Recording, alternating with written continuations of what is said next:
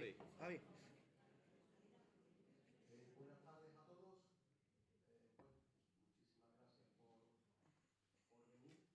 Yo creo que esta convocatoria cada vez está teniendo mayor efectividad y creo que la discusión que se está haciendo pues, está siendo magnífica y yo creo que merece la pena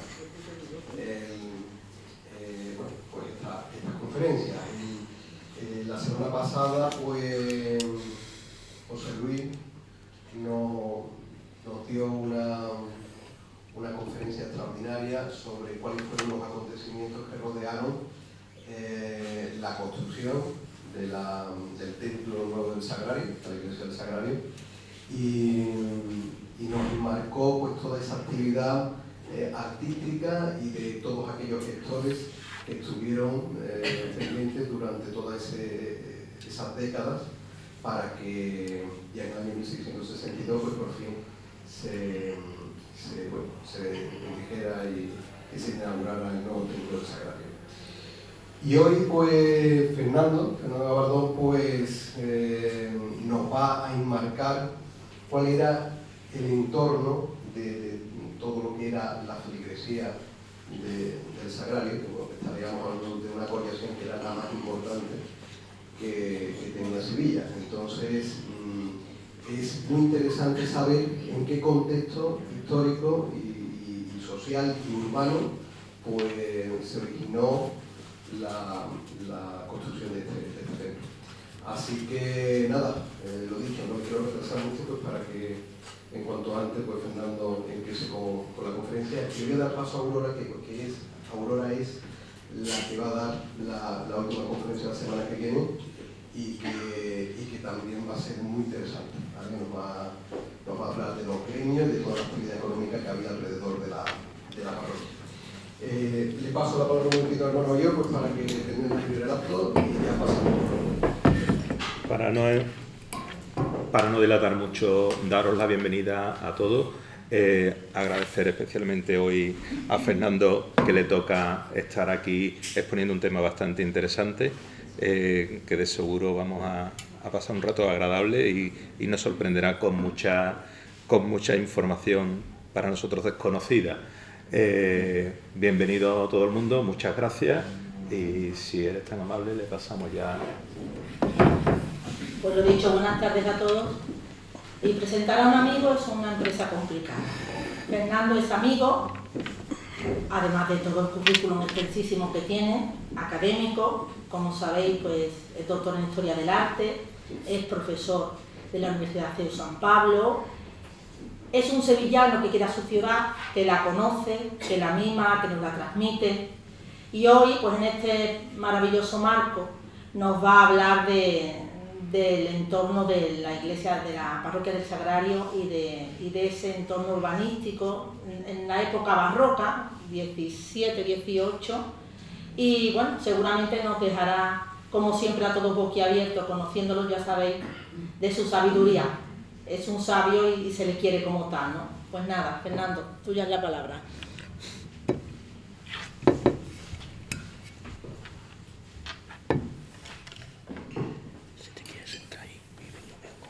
No te preocupes,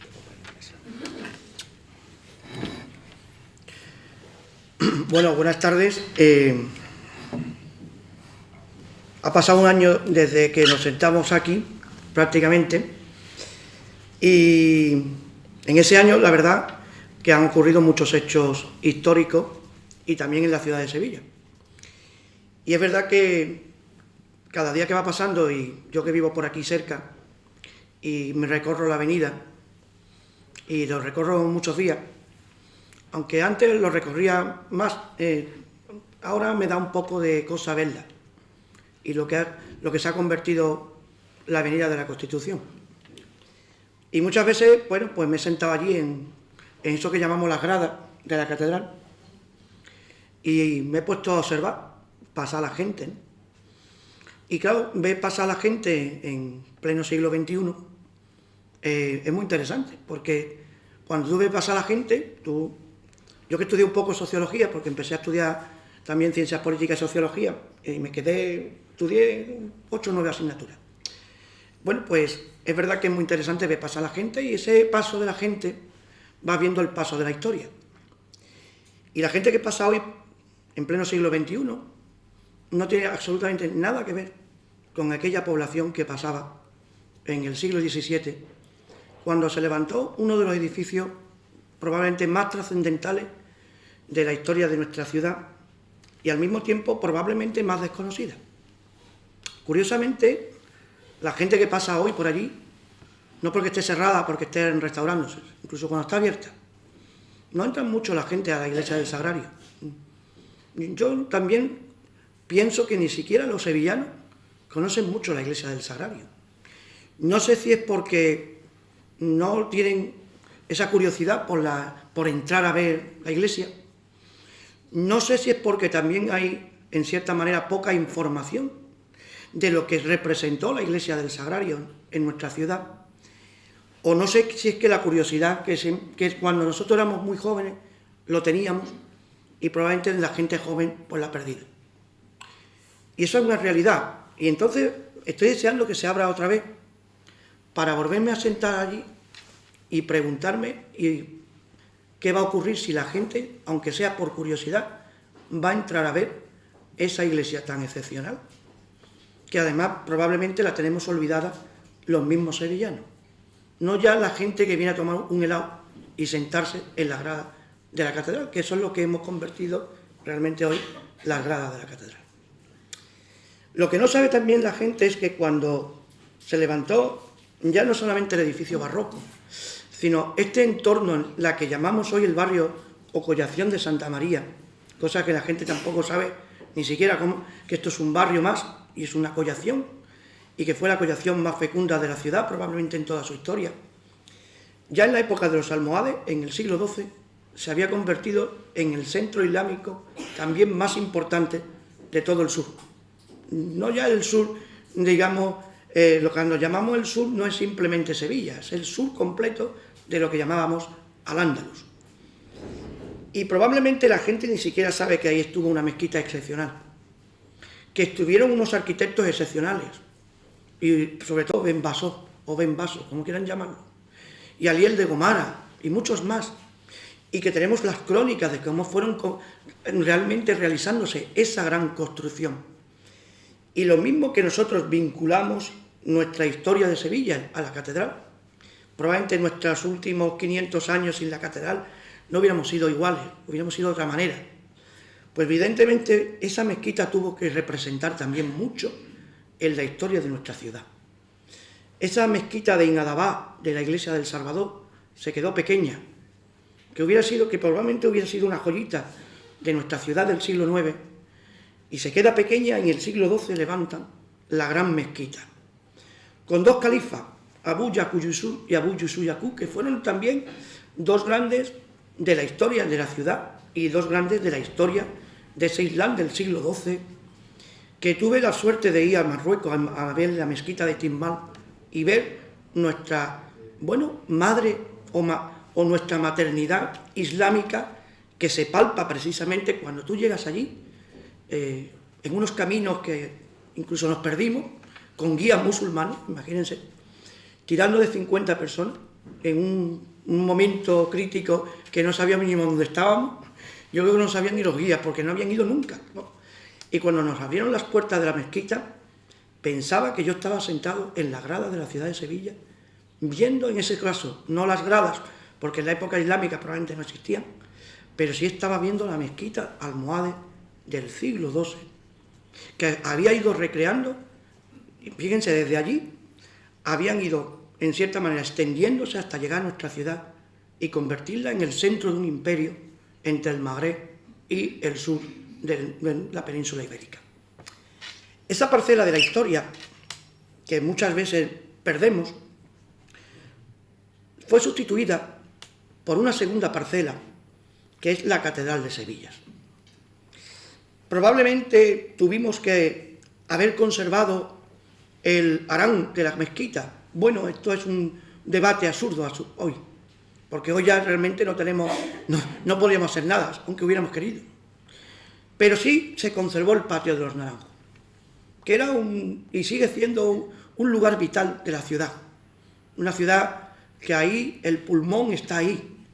Vemos nuestro icono excepcional, que es actualmente sigue siendo la Giralda, sin ningún tipo de, de preguntarnos si la Giralda va a ser sustituida algún día por algún otro icono. Nosotros eso no lo vamos a vivir.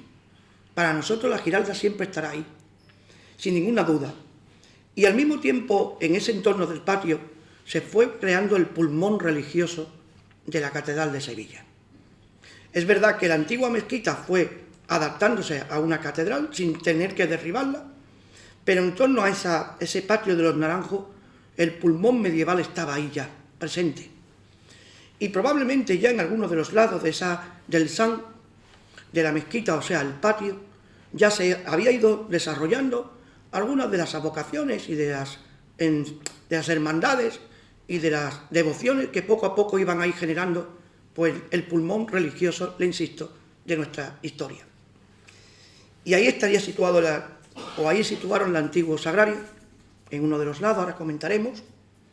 Ahí comenzaron a ir surgiendo las primeras devociones religiosas, quitando la Virgen de los Reyes y la Virgen de la Antigua, pero la Virgen de los Reyes tuvo un tiempo también en el patio de los Naranjos, y ahí, evidentemente, pues tuvo las dependencias de la Hermandad Sacramental y, cómo no, la Hermandad de la Corona, que estamos aquí hoy. Quiero decir que para nosotros el patio de los Naranjos es el núcleo que une esa historia o esa parcela de esa Sevilla del siglo XII a esa parcela que empieza a crear la catedral desde el punto de vista primero cultural, adaptando una mezquita a la creatividad de lo que es ya una iglesia cristiana, y posteriormente ya en el siglo XV levantando ya las naves góticas propiamente dichas que conocemos. Bueno, si apagamos yo creo que vemos mejor la diapositiva, pero no sé si se puede apagar o no se puede apagar. Pero ya en una perspectiva aérea encontramos la grandeza de la catedral, sin ninguna duda. No es una catedral normal en tamaño. Nosotros que estamos acostumbrados a verla, esa es la realidad. Pero la gente que viene, a pesar de que se tomen ese helado y se sienten en las gradas, todavía les gusta ir a la Plaza de la Virgen de los Reyes. Y les gusta ver desde Mateo Gago la Giralda y lo que llamamos esa mole inmensa de la Catedral de Sevilla. Cuando estamos en la plaza del Duomo de Milán, el Duomo de Milán nos absorbe con su gran catedral. Notre Dame de París, probablemente con la transformación del 19, perdió un poco ese escenario. Y curiosamente, la catedral está insertada en un tejido urbano actual que no sabemos apreciar esa mole, porque está como enroscada en las callejuelas que le rodean. Si quitáramos las callejuelas y lo viéramos desde el Guadalquivir, veríamos tú sigues mirando una obra excepcional, grandiosa. Ojalá hubiéramos tenido un Víctor Hugo, como ocurrió con París, en los misterios de ese Notre Dame de París y ese jorobado que todo el mundo tiene en la mente. No hemos tenido un escritor que nos haya engrandecido tanto como hizo Víctor Hugo en el caso de Notre Dame. Esa gran catedral se fue levantándose poco a poco, también con varios titulares fundamentales que jugaron un papel fundamental también. Y no podemos perderse vista. Ahí hubo mucha gente, pero en este pequeño recorrido que he ido escribiendo estos últimos meses sobre la historia de la catedral, me he dado cuenta que el protagonismo fundamental no eran tanto los artistas, eran el cabildo de la catedral. Y no lo digo porque estemos aquí en la sede también o dependencias que forman parte del cabildo. Es que el cabildo del siglo XV o XVI y después del XVII, que tan brillantemente nos comentaba nuestro compañero José Luis Romero la semana pasada, era un cabildo de primera división, diciéndolo con términos futbolísticos. No era un cabildo normal. Muchos estaban muy bien formados, sabían lo que querían crear en esta catedral. Tuvimos también la suerte que Carlos I y Felipe II y algunos monarcas posteriormente también estuvieron detrás en las construcciones. Pero en el caso del cabildo, ellos empezaron a crear dos dependencias excepcionales, ya entre el XV y sobre todo el XVI, que fue el momento glorioso. Sobre esas, anexo a esas naves góticas, se fueron levantando la Capilla Real, la Sacristía Mayor, la Sala Capitular, que fue la última gran joya en este sentido. Y claro, ya, en cierta manera, Carlos V, por cierto, Carlos I, como quieran llamarlo, le daba tirones de oreja a los del Cabildo, porque ¿qué hacían que no terminaban la Capilla Real? ¿Cuándo iban a terminar la Capilla Real? Porque en realidad ellos se consideraban, y sobre todo el monarca, que la Capilla Real era el eje fundamental.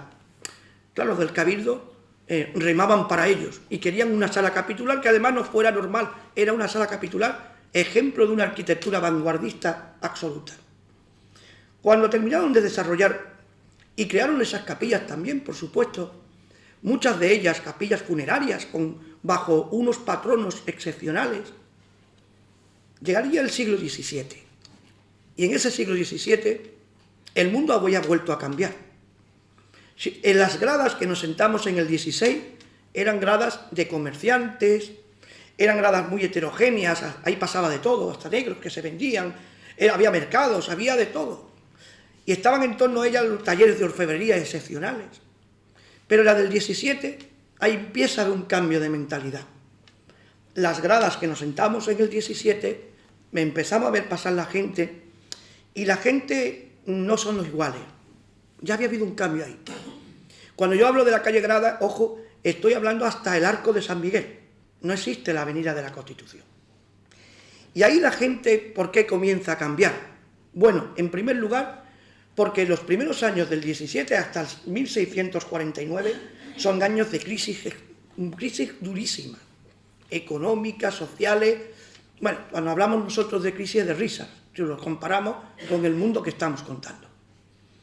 Y por ahí tendría que andar don Miguel de Mañara, en algún momento, y vivieron además un episodio muy durísimo, que fue la peste de 1649. Mi amigo Fernando Quile, catedrático de la Olavide, hizo unos buenos estudios sobre el tema.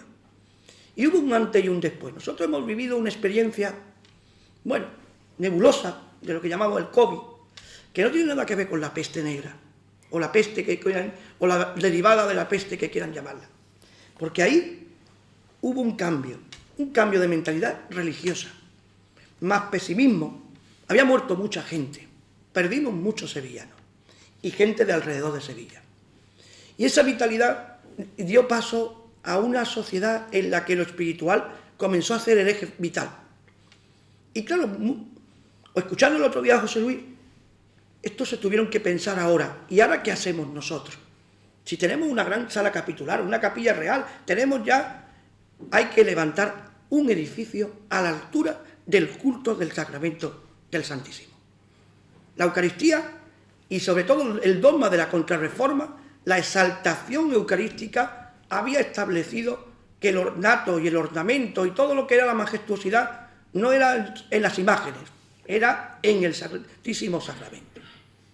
Y entonces levantaron un gran edificio que van viendo ahí ya, el edificio del Sagrario, en esta preciosa reproducción propiamente dicha, que intercalaba un edificio también de vanguardia en este momento, sobre un edificio gótico, sobre dos lados que quedaban perfectamente perfilados, es curioso, de la mezquita Osán, y el propio Osán y la propia Giralda. Y ahí en los cuatro lados, miren, estaba la historia de Sevilla. Dos lados la mezquita, ahí estaba Benvaso, ahí estaba Abuya Kuyusuka, que acabo de contarle, y Abuya Suyuku, y ahí estaban las naves góticas, ahí estaba ya el Sagrario, con Zumárraga, Sánchez Falconete y muchos más que no vamos a contar aquí hoy, porque no es el objetivo de la conferencia. Pero miren, 3 momentos históricos en un cuadrado perfecto. Y ahí, en ese perfil, en ese gran san que estamos contando, ahí justamente van a ir elaborando. Y hoy, en este siglo XXI, vamos concibiendo, en esta fotografía magnífica de mi amigo Román Calvo, hemos hecho esta tarde estas 2 fotos, miren, porque ese mundo que se estaba configurando llegaría a nuestro mundo de hoy, del siglo XXI. y he intentado utilizar dos terrazas muy altas. Una de las que están viendo ahora mismo, el Hotel Vince, calle Castelar. Esto ha sido una sorpresa esta mañana, he estado por allí, la verdad que me he encontrado con esta foto y no me acordaba de ella. Y estamos ya viendo la naturaleza de un edificio con esa media cúpula, con esa linterna, que se inserta en un panorama de estructura ojival con ese gran rosetón y, por supuesto, la majestuosidad de la catedral. Y en una segunda terraza, bueno, la que yo vivo, bueno, pues miren, ahí tienen ustedes justamente desde el otro frente, desde la calle Franco hacia el fondo, que se ve perfectamente esta vitalidad. Esto no se ve desde las gradas de la catedral. Este es el mundo oculto del exterior de la catedral de Sevilla, en la que iba perfilándose un edificio excepcional. Y miren, cuando llegaron los jesuitas a Sevilla, levantaron un edificio también excepcional, que también le ha pasado como este. Se ha quedado como insertado en el mundo contemporáneo y nosotros no le damos esa vitalidad, que es la iglesia de la Anunciación. Y habían creado un espacio excepcional en todos los aspectos. Y probablemente, lo leí en Vicente Lleó, cuando se levanta, era uno de los edificios más altos, más simbólicos de la ciudad. Era el icono de la ciudad porque eran los jesuitas y eran, en cierta manera, los que estaban mandando ya en la ciudad en este sentido. Y cuando se levantó precisamente esta magnífica composición, que la parte de la cúpula se tuvo que rehacer después, aunque esta historia no la vamos a contar porque no tengo tiempo completo, pero el hecho simplemente de levantar el sagrario simbolizaba una vez más el poder del cabildo y de la iglesia. Era un edificio majestuoso, un edificio que superaba con creces a muchas composiciones que se habían realizado.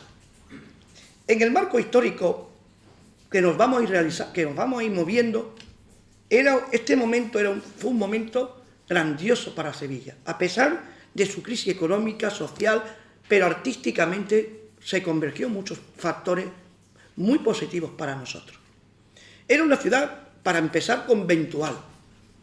90 conventos prácticamente, no vamos a exactamente el número, pero ustedes piensen que de esos 90, quizás la mitad estaban o transformando su convento o edificando de nueva planta.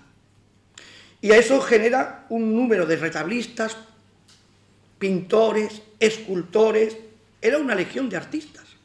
Y por supuesto gente que piensa levantar sus propias obras. Le insisto, José Luis el otro día ya nos contaba esos 3 grandes genios. Pero hubo más genios, hubo muchos más, y mucho oculto en los conventos.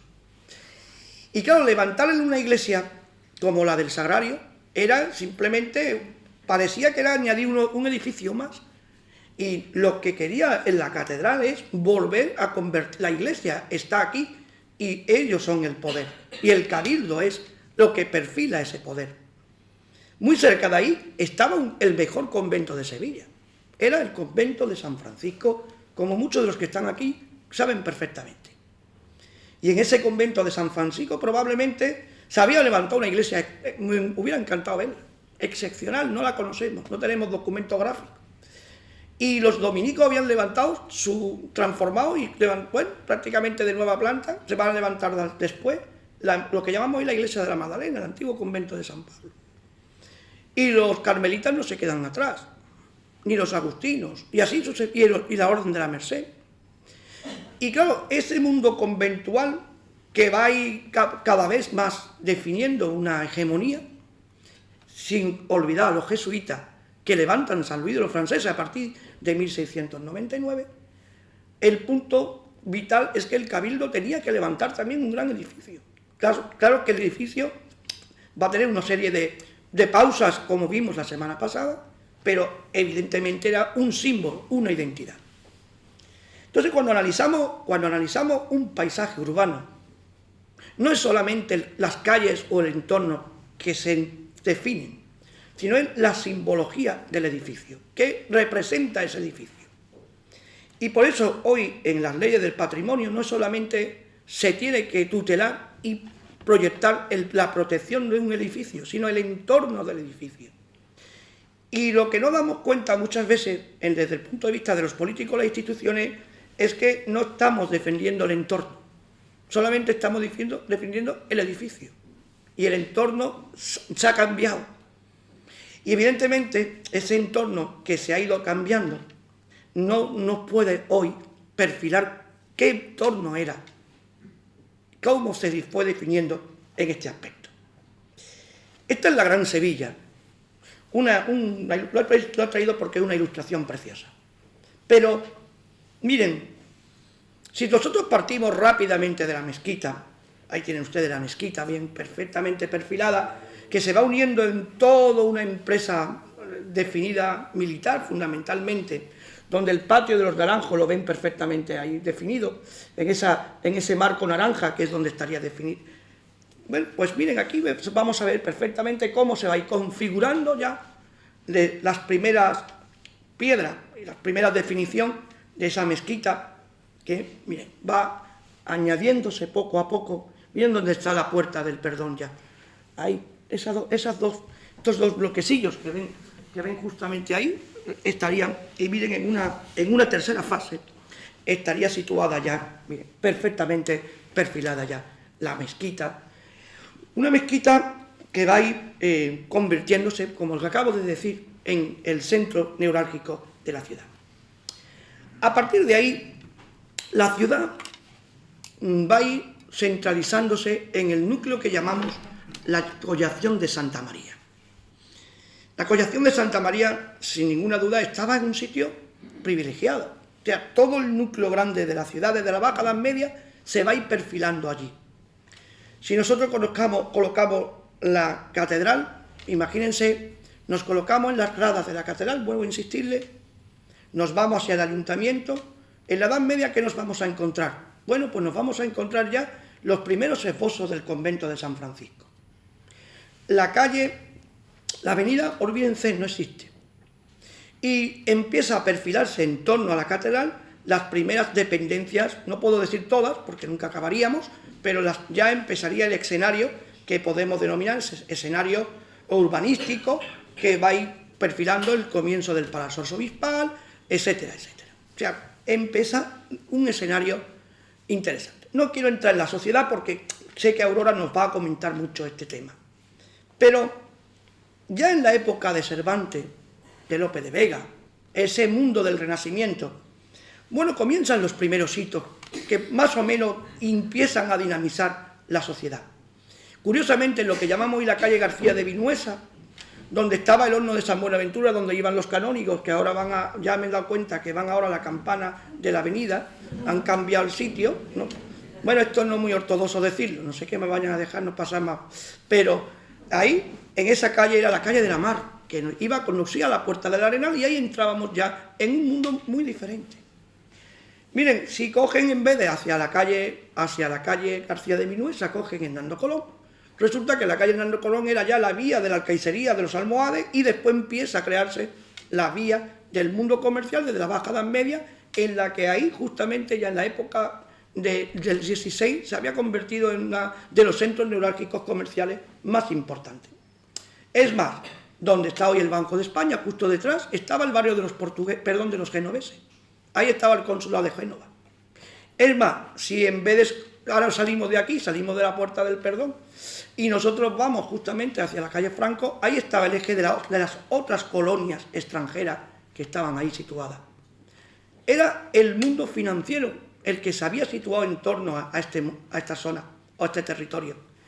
Y, por supuesto, si cogemos las calles gradas hacia arriba, o sea, avenida hacia arriba, nos encontraríamos un lienzo de muralla en diagonal, donde había un arquillo que se llamaba el Arquillo de San Miguel, que ya había nacido en la época medieval, porque había una torre, que era la Torre de San Miguel, que ahora iremos viendo, y justamente cerca se había creado el colegio, donde además donde ya Alfonso X había, parece ser, fundado una escuela de traductores, que no terminó de cuajar, y ahí termina creándose, bueno, el gran colegio que podría llegar prácticamente donde está el restaurante El Diamante, o Punta del Diamante, o algo así. Entonces, todo ese entorno, precisamente donde viven hoy los canónigos de la catedral y todo ese entorno que estamos planteando.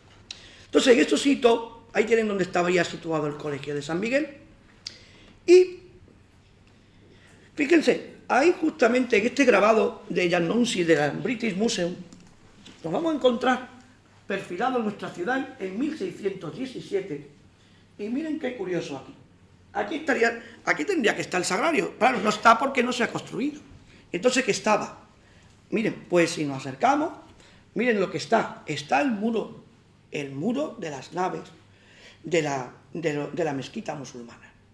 Todavía en el 17, miren, se ve ahí perfilada precisamente la configuración musulmana. El lado que después se va a derribar para levantar la gran mezquita. En ese escenario, bueno, le he traído el arquito de San Miguel para que lo vean. Justamente este era el arquillo. Estaba muy bien, había algunos ornamentos que no vamos a entrar porque le digo que si no nos da tiempo. Esta es la torre que estoy comentando. Todo esto se derriba posteriormente en este caso. Y aquí, si nos acercamos mucho más, estos preciosos grabados ya del 18, bueno, pues perfectamente podríamos encontrarnos a modo de derribar, miren, ahí justamente entre la torre y el resto de la misma. Todas esas torrecillas que están detrás podríamos identificarlas, pero le insisto, no tenemos tanto tiempo para la misma. Y después, si pasáramos hacia adelante, pues podríamos encontrarnos con ese famoso colegio de Santo Tomás, que habían fundado los dominicos. Esta es una ilustración, miren dónde está el archivo de India, que se levanta, como saben, en segunda mitad del 16 hasta el 17, y ahí está el colegio de Santo Tomás, e incluso en este precioso dibujo, ¿no? En este precioso grabado sobre un dibujo de Domingo Martínez, de 1742, ese sería el colegio de Santo Tomás propiamente. Por tanto, un entorno que se va a crear los hitos arquitectónicos, pero sobre todo hitos fundamentalmente de papel predominante de la vida social, económica y política. Miren, si nosotros damos la vuelta desde la Giralda hacia arriba, el Corral de los Olmos, ahí está el Cabildo Secular, ahí está el Cabildo Civil, y así sucesivamente vamos dando la vuelta y nos vamos encontrando las instituciones, le insisto, el pulmón de la ciudad propiamente dicha. Bien, este mundo en el que ha emergido la iglesia del Sagrario, fíjense que, bueno, simplemente unas palabrillas dedicadas a Ortiz de Zúñiga, que a los sevillanos siempre nos gusta hablarlo, aunque este dato ya lo comentó José Luis. Muchos hablan que el Cabildo de la Santa Iglesia deseaba dar principio a una capilla del Sagrario para uso parroquial, conforme a su grandeza resolvióse al fin y eligióse la nave de Nuestra Señora de la Granada en el patio de los Naranjos. Bueno, ahí justamente arranca, o medio arranca la historia de este edificio, y este es el gran edificio que hoy contemplamos desde la avenida. Este gran edificio, en cierta manera, envuelve en sí misma toda una concepción arquitectónica, justamente en la que también es verdad que alguna parte de la crítica, tanto artística como la tradición, sobre todo los neoclásicos, no le gustaban mucho, porque el concepto del barroquismo clasicista muchas veces, pero también es verdad que aquí utilizan elementos arquitectónicos de los órdenes arquitectónicos que también es verdad que estaban muy vinculados a lo que prácticamente esa lectura del mundo clásico. Precisamente hay una sola puerta, esa puerta es tan sobria, o podemos llamarle sobria si realmente quieren llamar ese concepto, aunque yo no tengo muy claro lo que es eso de la sobriedad. Pero miren, una puerta sobre un concepto muy de muro, quitando esos ventanales que aparecen en la ejecución, y estas fotos que son todas de mi amigo Román, son excepcionales. Vamos a ir viendo ese lenguaje arquitectónico que iba envolviendo la configuración. A modo de mirador, van a crear 3 arcos donde se colocan las pinturas de Valdés, estos frescos de Valdés que comentaba el otro día José Luis, y esa utilización, miren, esa unión de los dos mundos están aquí perfectamente perfilados, en la esquina de la calle Alemania, en el hastial, en la que está conviviendo en la arquitectura almohade esa arquitectura de ladrillo, esas almenas preciosas, excepcionales, y justamente colocan un edificio vanguardista en el mundo occidental y lo combinan perfectamente. Ya ese lenguaje de combinar dos mundos diferentes, que es, por ejemplo, el Renacimiento con el mundo almohade, lo había hecho Hernán Ruiz II, y ahora lo vuelven a hacer con el edificio que estamos planteando. Los usos de las órdenes clásicas, cimacios, las estrías, las columnas perfectamente equilibradas, pero fíjense que se disponen en dos planos. La propia portada, que de cierta manera envuelve lo que había sido todo ese lenguaje, y propiamente los flameros o las llamas que van ahí ornamentando, miren, lo que sería el ala, ¿no? Y la utilización de órdenes diferentes, jónico, dórico, que poco a poco van ahí incorporándose en este sentido. Bueno, algún elemento anecdótico, ¿no? A modo de gárgolas, o estas excepcionales tallas de los capiteles, que esto sí es verdad que muchos no perciben, bien por la altura, bien porque hay poca curiosidad, pero ahí nos estamos encontrando ya esa delicadeza, ¿no? A la hora de representar las hojas de acanto, los roelos, era en cierta manera, y miren, muy simple también estas definiciones jónicas que tienen justamente utilizar. Y que además los que nos describen, como sean Bermuda y muchos más, le llamaban mucho la atención a la hora de describir el edificio en este sentido. La propia crestería, frente a esa concepción cerrada, casi austera de estos órdenes, crean ahí una crestería muy curiosa en este sentido, o la propia gárgola colocada en este caso. Bueno, aquí tienen más, bueno, aquí más, bueno, un poquito más, bien. Y claro, este escenario que yo le he intentado plantear no fue ajeno a los contemporáneos del 17 y del 18. El sagrario se convirtió en un verdadero icono, una vez que había sido culminado, en un icono representativo, como cuando se reprodujeron la Giralda y hasta el mundo romántico estuvieron reproduciendo y seguimos reproduciendo la Giralda. Pero el sagrario, en un momento determinado, fue muy bien representado. Formaba parte de nuestro mundo o el mundo de la vida cotidiana. Y no le puedo poner todos porque sería imposible, son muchos. Pero sí voy a ponerles algunas de las representaciones que los artistas del momento empezaron a contemplar a la hora de representar ya la configuración del edificio. Fíjense, en la imagen del sagrario que ilustra la obra de Torres Farfán, de 1663, que es cuando se inaugura, o precisamente se plantea para la festividad de la inauguración del templo, habrán visto que en la primera aparece la Giralda, que es nuestro icono, vuelvo a insistirle.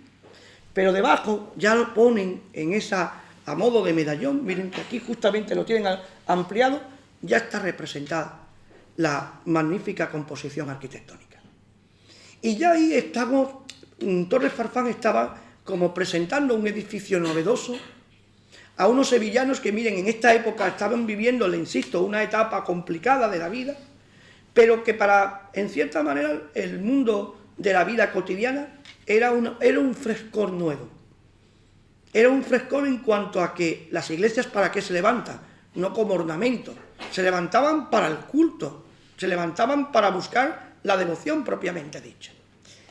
Y fue un francés que es Louis Meunier, del año 1668, un ilustrador y grabador calcográfico de origen flamenco que trabajó en París, en Lisboa, en Madrid, fue realmente uno de los primeros ilustradores.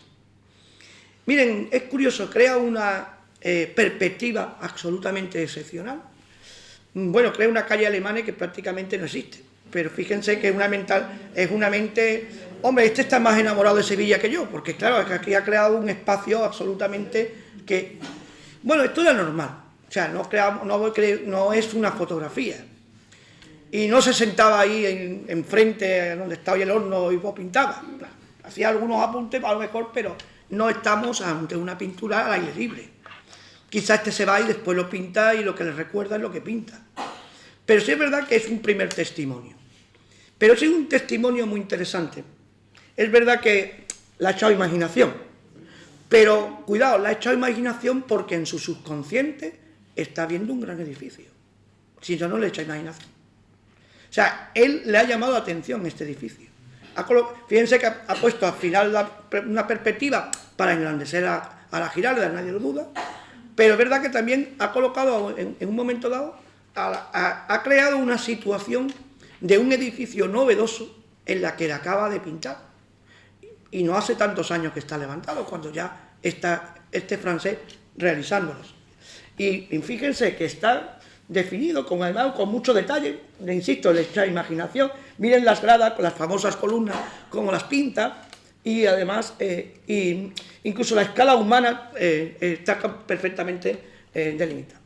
Bueno, vamos a seguir. Sobre ese modelo hay una legión de artistas que lo van a copiar.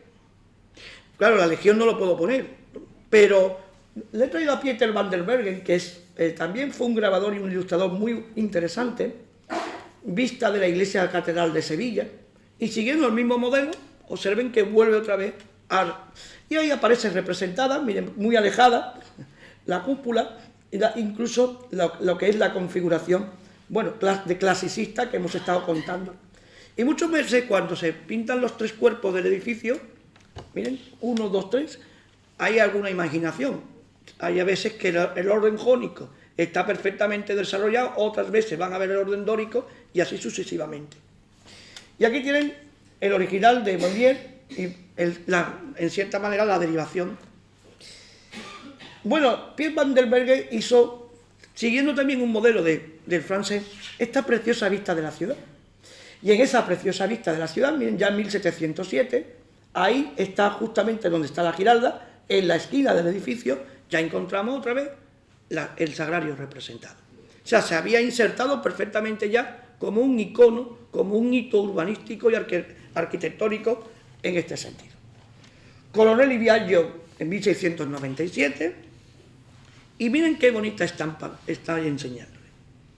Probablemente, y claro, aquí ya están el mundo local. Matías de Arteaga realiza esta fachada principal para la obra de la Torre Farfán con motivo de la canonización, 1671, y está conservada en el British Museum en este sentido. Miren cómo está engalonado la parte donde esa escultura de la fe, que desaparece posteriormente, que nos contó el otro día José Luis, está aquí representada. Siempre va a aparecer esa simbología del triunfo. El triunfo, y en este caso probablemente el triunfo eucarístico, que es lo que era una iglesia del sagrario propiamente dicha. Y ya nos encontramos con algo que, bueno, conocemos muy bien.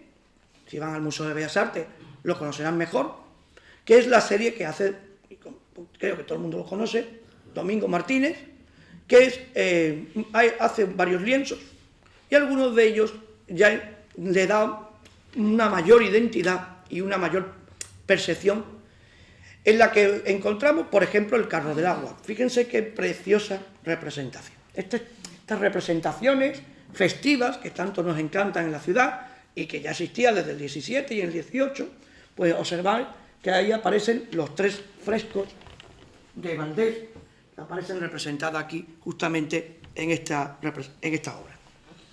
En una segunda obra, El carro de fuego de 1747, también muy conocida, está hablando ahí, le está dando mucha importancia a un hito también evidentemente cercano a donde estamos. Es que es por ahí donde hemos entrado, es la puerta del perdón. Miguel Perrín, hay dos fases prácticamente constructivas, no vamos a entrar porque creo que tampoco hace falta, pero miren, ahí estaría la puerta, lo que llamamos probablemente la puerta de los palos, y aquí la del corral de los Olmos, que hemos comentado anteriormente, y ahí, bueno, eso desaparece con el tiempo, como también saben, y hay dos, vamos a acercarnos, ahí lo tienen más perfectamente definido, y ahí tendríamos el que hablamos el año pasado, la obra, el icono de Cristo abrazado a la cruz. Ya no digo Cristo con la cruz a cuesta, perdón, con la cruz invertida, porque he aprendido de José Luis que es Cristo abrazado a la cruz. No sabía y no me había dado cuenta nunca yo también. Todos los días se aprende algo, eso es verdad. Y miren que ahí también, pues podríamos ver, y con la particularidad preciosa, miren, ahí justamente otra vez en la esquina aparecería la representación de la esquina. Y el carro del pregón de la máscara, esta es para mi gusto la más bonita de todas. Miren, salió el miércoles 30 de noviembre de 1746 de las Reales Fábricas de Tabaco, situada entonces en la casa del caballero Tavera en la calle San Marcos. Fue el carro del pregón que los individuos de la fábrica celebraron en Sevilla por el saltar del trono Fernando VI Bárbara de Braganza. Entonces, si nos acercamos, miren, fíjense la escenografía desde el Arco de San Miguel hasta justamente el eje vital, que es el sagrario, como antes he comentado, en este sentido. Vamos a acercarnos, ahí la tienen ustedes, y ahí tendríamos las gradas de la catedral, la vida social del 17 y el principio del 18, perfectamente perfilada en este sentido. Es una muy bonita representación de la misma, con este módulo de esas dos ventanitas que todavía existen, están en pie, se pueden, ustedes andan por allí y lo pueden contemplar en este sentido.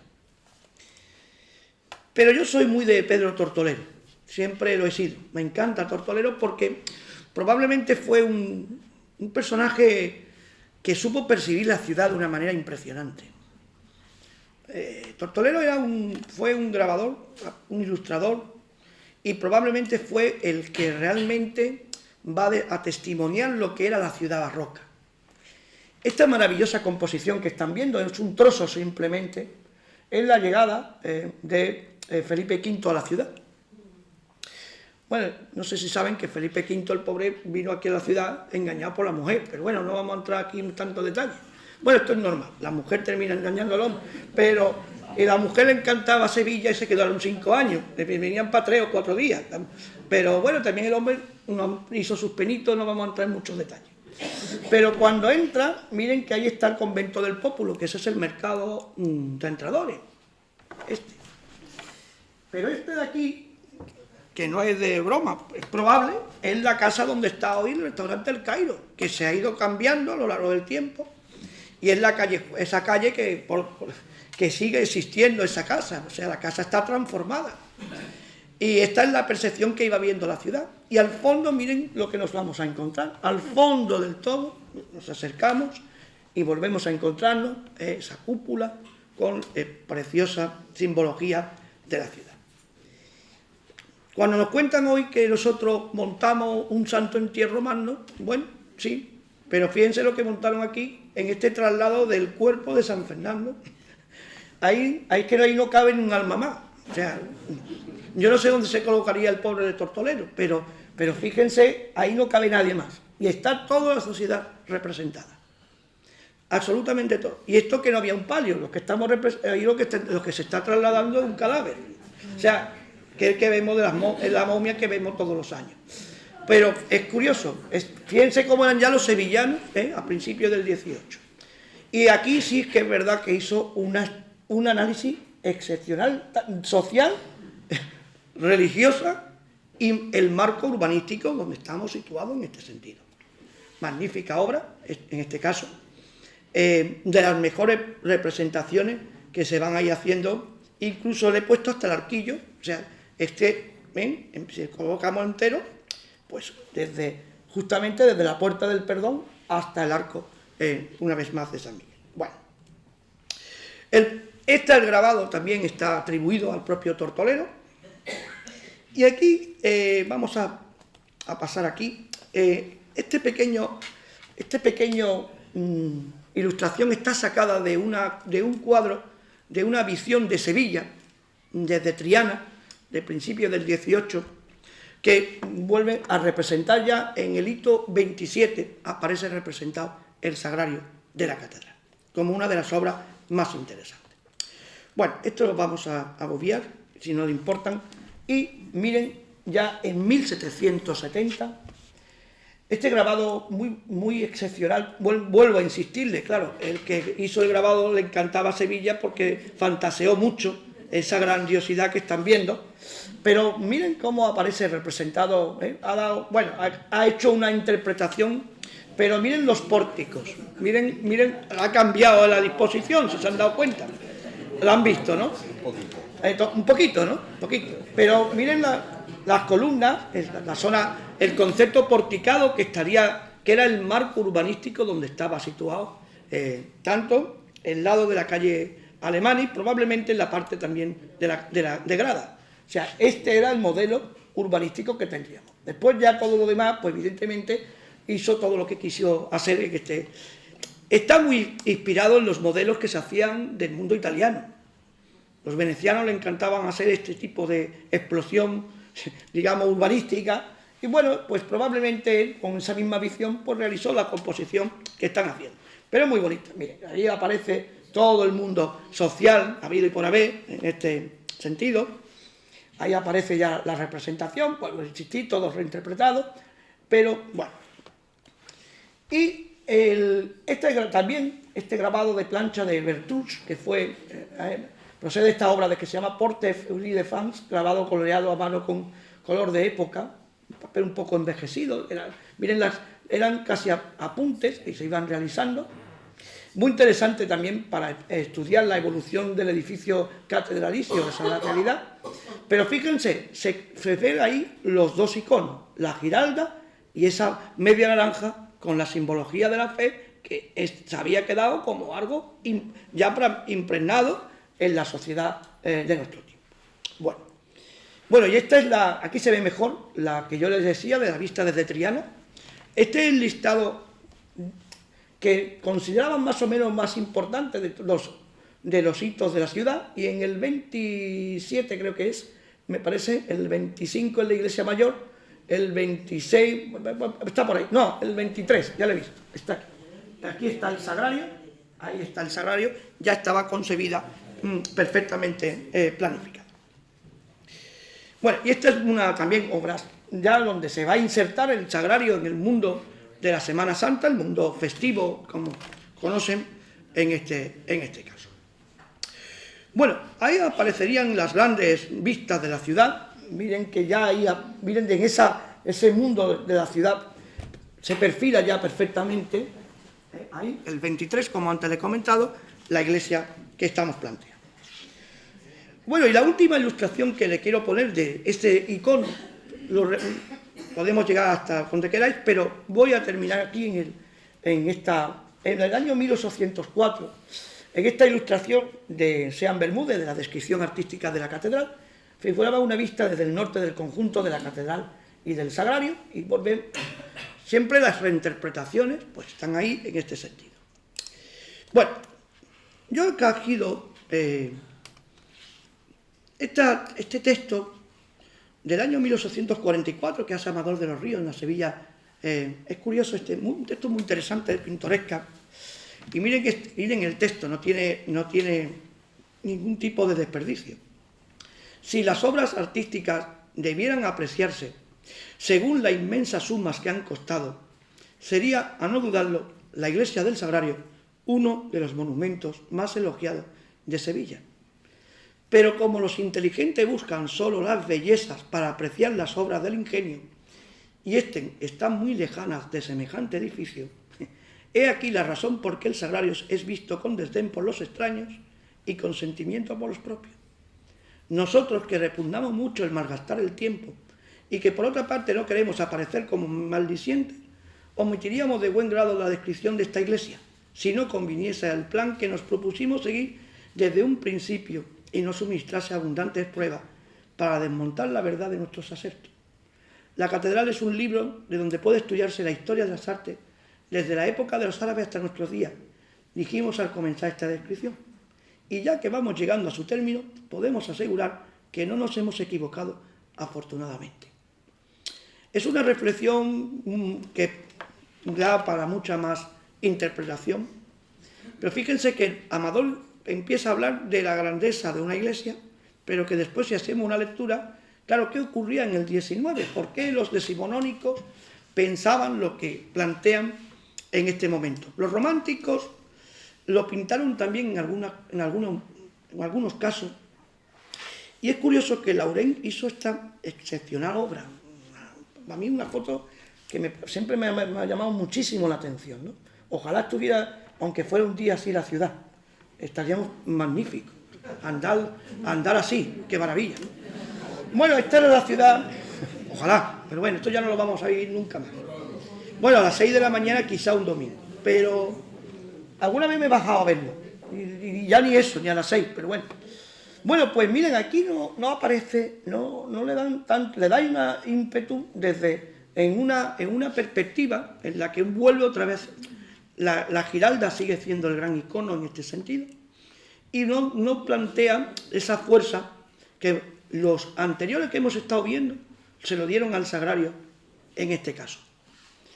Bien, en esas gradas, entre las gradas de la catedral y la calle Alemane, surgió un edificio que podíamos parafrasear a Amador de los Ríos, con todo mi amor por Amador de los Ríos, que fue uno de los grandes escritores.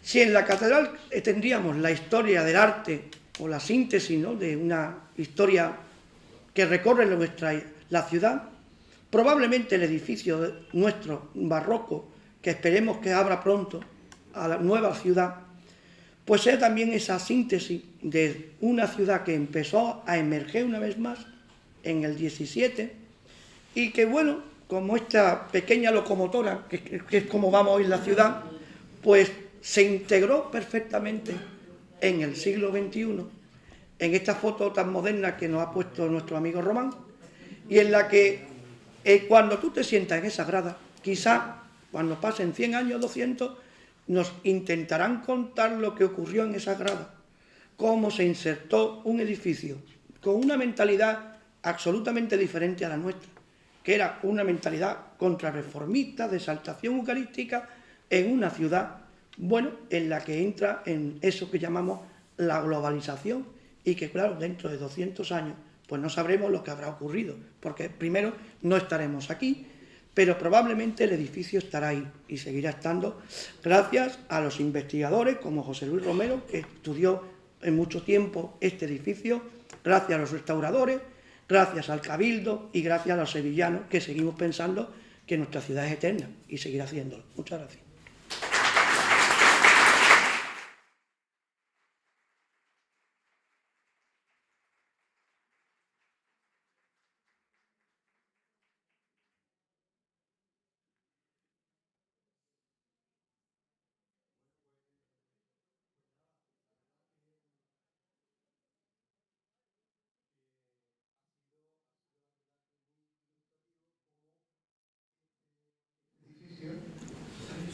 En el siglo XVII, pues modificó por completo eso que llamamos ahora el skyline de la ciudad, completamente.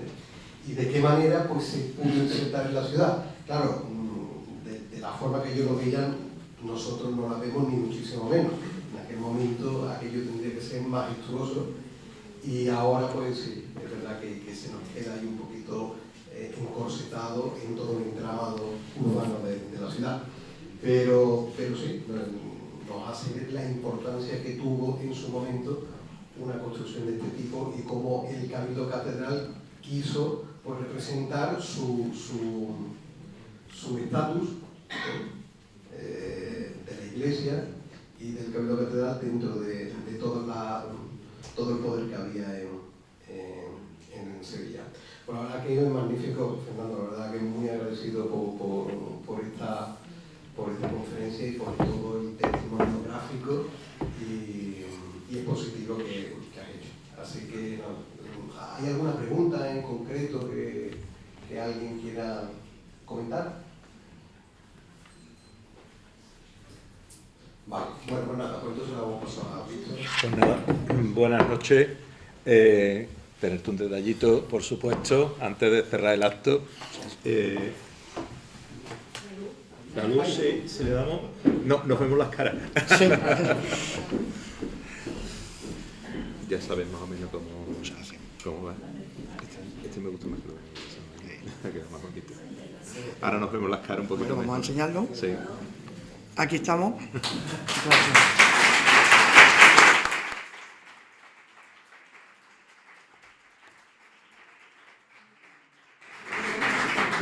Ante todo, pues bueno, darte la enhorabuena por la magnífica ponencia que has presentado, que nos ha vuelto a llenar de detalles. Y muchas gracias a todos los asistentes.